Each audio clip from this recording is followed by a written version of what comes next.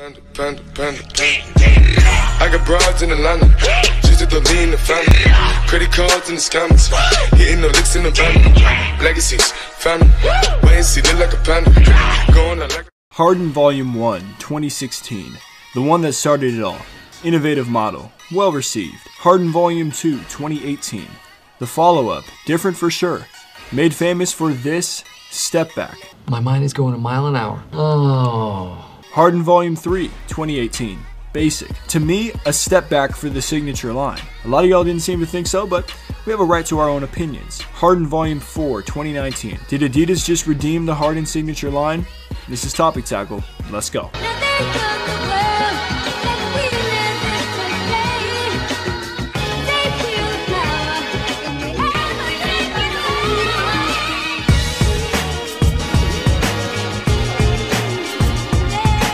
What's good, people? JC3 here, and I want to let you know that patience pays off, alright? The Harden Volume 4 dropped a little over 2 months ago on October 12th, and I'm just making this video now because, well, I needed time to process my thoughts and come to a definite conclusion. I've tried the shoe out multiple times, I've read up on the tech, and I've watched James Harden himself talk about it. The most important thing for me, make sure it's durable, making sure that when I'm doing my step backs and Euro steps and crossovers and all that good stuff, that the shoe feels like it's, it's still on my feet. And it's basically going wherever I go. And my first reaction was a flop. I'd only seen it in this team gray colorway, and it looked cheap to me.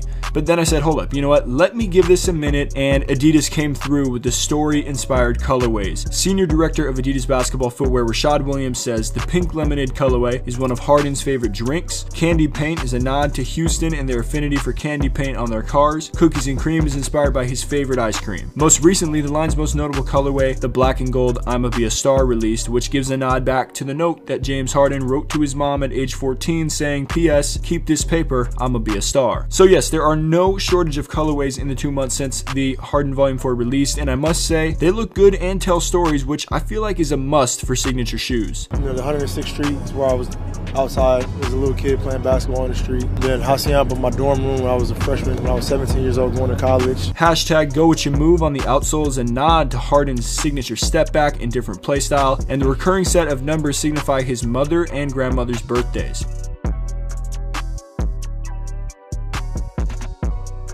I made it known in my review of the Volume 3 of the lack of innovation I saw in the model. The lack of innovation came not only in the aesthetic of the shoe, but the tech specs as well, which are the most important aspect of a shoe as they relate directly to on-court performance. Adidas wisely ditched the thin, nearly non-existent boost in the heel for Light Strike and relocated the non-adjustable midfoot strap under the laces. Light Strike has been in the works for 5 years at Adidas, and the transition to it in Harden's signature line has been in the works for about 2 years now, as this is how far out the Adidas design team begins to work on Harden's shoes. Light Strike foam is Adidas' newest cushioning innovation and has only been featured in the laceless next level model. It is roughly 40% lighter than a traditional EVA foam while providing response and cushioning similar to top EVAs. James has always logged a lot of minutes, and this was on the forefront of Williams' mind while designing the shoe, and by abandoning the boost, the Volume 4 becomes the lightest Harden to date. And personally, I like the feel of the Light Strike cushioning. It isn't too soft where you lose all response, and it isn't too hard to where it feels non-existent. A couple more tech specs: the outsole remains 3D printed, mapping out the areas where Harden applies the most pressure. A new customizable lacing system dawns itself on the medial and lateral sides of the shoe. Williams and his design team sketched out different ideas on where this lacing system should be and extend to, and I believe they made the right choice by placing it where it is. When the lacing system extends down too far, like right above the outsole, it can cause some tightness in the midfoot area, which is something I experienced with the Volume 2s,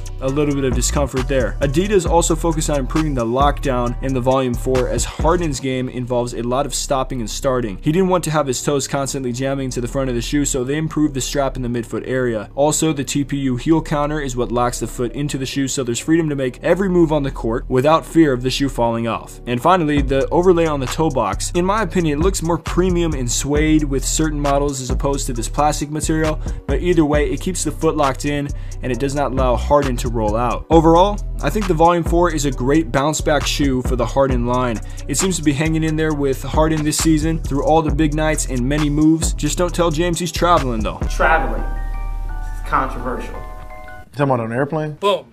Roasted. So let me know your thoughts on the Harden Volume 4 in the comments down below, and we'll be back with more Topic Tackle coming soon. Stay solid, people.